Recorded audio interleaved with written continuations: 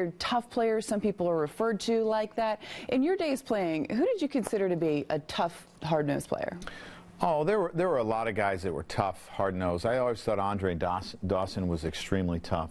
When I had a chance to play here, you know, you had your Paul O'Neills, you had your Tino Martinez. They were extremely tough players.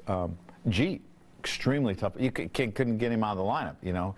He couldn't walk, and he'd say, I'm fine, you know, that sort of thing. But there's been a lot of players along the way that have just been tough guys and want to play every day. How important is it to have a guy like that on your roster to set an example for maybe the rest of the club? Oh, I think it's really important that they don't come out of games. And, you know, I know Gary Tuck, when he was here, always said that you better go to the hospital if you come out of the game as a catcher. And another guy that was extremely tough that I had a chance to play with and manage was Jorge Posada. I mean, this guy was as tough as tough, and it was fun to watch him play. You mentioned Tuck, you mentioned Posada, you yourself obviously a catcher. I mean, that's a position where you are really beat up throughout the course of the season.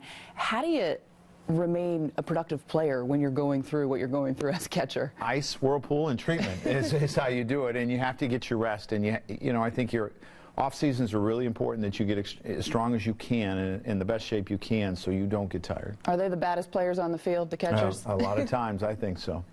You know what? You think about some other guys that are clubhouse leaders, and there's different definitions of tough. But do you feel like over the years that's kind of changed a little bit? You don't see as much of that, maybe? Well, I think there's clubhouse leaders.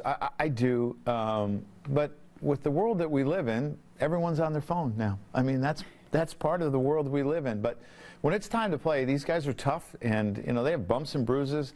You know, Mark Teixeira is tough. I don't know if I've ever seen a guy hit as many balls off his feet as he has, and he just keeps playing. And I feel for him, because at some point his feet are going to be really beat up. But guys just go out and play. Seems like guys are getting more rest, partially because of big contracts. You want to protect your assets, but it doesn't seem like there's going to be a guy that's playing 162. I know Manny Machado was very adamant about doing it a couple years ago, but do you think you're going to see that anymore? You know, I don't think you're going to see a lot of it. I think people have realized that they're probably more productive if they get a few days off along the way.